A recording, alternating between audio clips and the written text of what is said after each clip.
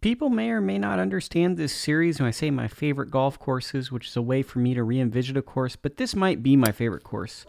Spyglass at Pebble.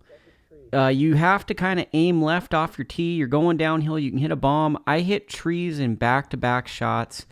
Had a 200-yard approach into this green. This is one of the coolest shots in all of golf. These new irons, I'm hitting it a little straighter than I used to, but that's actually a good thing. And then played a position shot. If it was a little bit higher, you'd see how scenic that hole is, but that is one of the most beautiful shots in all of golf. The first hole at Spy. Now this would have been a round ruiner for me back in the day. So this is a very gettable short par 4, and I just hit a tree. It advanced about 50 yards, and then I hit that red post, and it went maybe 60 yards. So I was still hitting 190 yards uphill for my birdie shot. An old school way of playing golf for me. I had this for par, which was about a 59-yard shot with about 20 feet uphill. This hole is a position hole where you just want to get up to the top. Everything on basically the course breaks to the ocean, and I actually made that for a double bogey. That's what I'm hitting down to. The number 3 hole is probably the best par 3 on Spyglass, as you can see right there.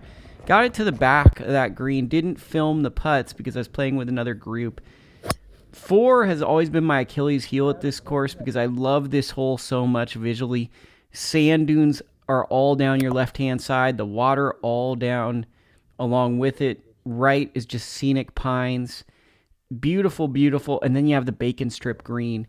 I thought I could get there with a pitching wedge. I totally couldn't.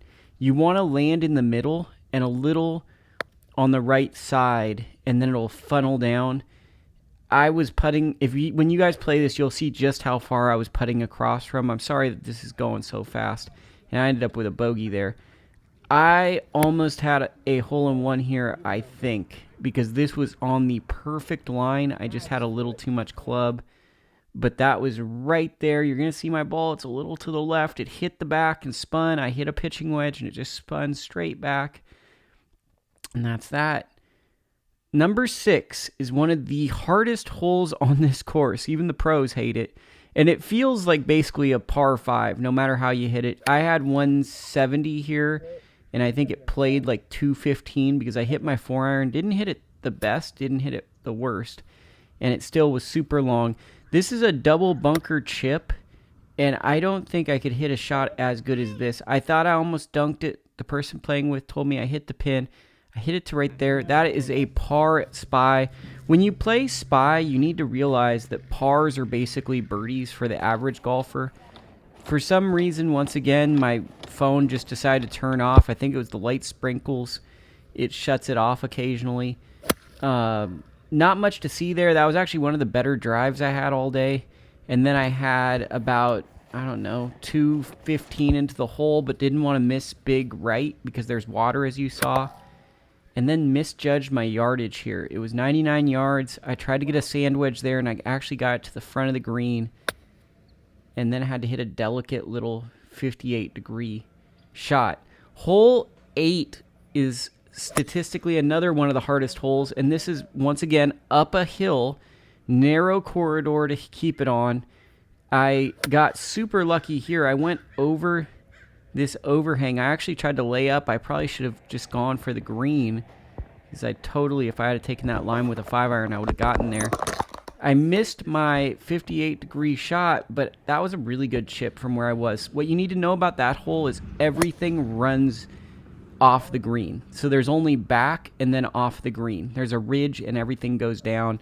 Hole number 9 is probably one of the more forgiving holes. The only issue is there are a couple of bunkers and you don't want to hit the street that basically leads into Spyglass. But other than that, this is one of the more straightforward holes. I just didn't hit a good approach shot, and the bunkers at Spyglass are very difficult. Made a bogey, not mad. This is a dogleg left. I was missing everything right, so this became basically like all the holes on this course on this day, a par 5. Maybe people can relate. And that was a pretty decent strike for how thick this grass was. The grass was playing like a U.S. Open with all this weather. Came up just a little short, and you're not going to see it, but everything to the right is bunkers, and I actually chipped over the green, got up and down, bogey. Here is the 11th. It's a par 5, and I just laid up. So, like, the course always plays a tad bit slow unless you play really early in the morning.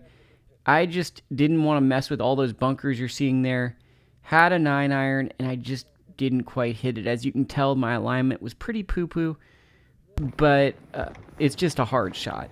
The part of the thing about Spyglass is it demands certain shots, and it doesn't matter if you're capable of doing it. You have to execute it at the moment. There's no room for error. Hit this chip. I thought I was going to chip it in, but I got myself close enough to make par. Once again, I will always take a par at Spy. This is like a replica-ish feeling hole of Augusta 16. It's a really beautiful par 3. Water is super in play. To your left, narrow corridor of trees, which is the theme of this course, is it's just narrow. I missed up on that big hill because I did not want to take on the water or kind of the slope that goes down there, but instead I had this delicate pitch. I was really close to hitting like an amazing shot, and it just hung up on me because it was wet. And this is my battle for bogey, and I made it. So that was a pretty good feeling. If ever there was kind of like a generic hole on Spyglass, this is probably like the weakest hole, following it the 13th.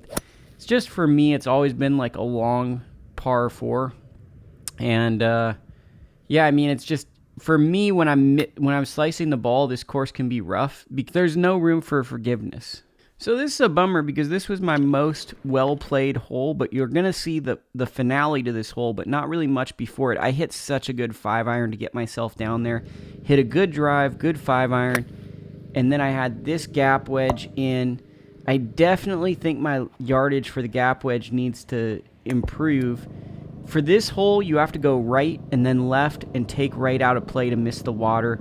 And my lone birdie at Spyglass, my first ever birdie at Spyglass, was a chip in. Let's go. Such a great feeling.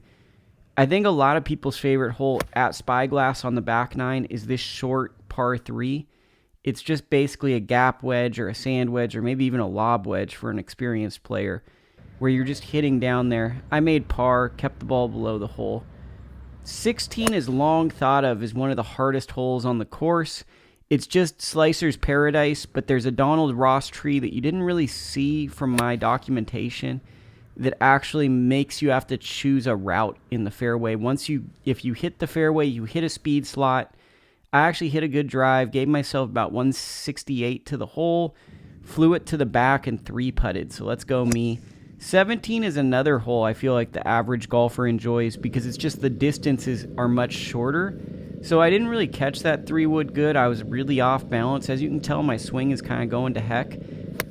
But I hit a good pitching wedge in here to this really tight green. This is just a strategy hole. Distance is taken out of the equation.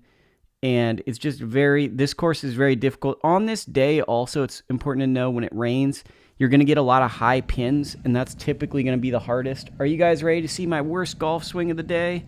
This is so embarrassing. This is what you guys tune in for. Oh my goodness, that was bad. So 18 at Spyglass kind of reminds me of 18 at Olympic Club or Old Greenwood, where it just is all uphill, maybe even Riviera. It's just very daunting. I actually lost my ball. It buried somewhere, and I couldn't find it, and I was so disgusted. I hit a pitch up there. If you come to this course, just come for it with a good attitude because this is the SAT of golf.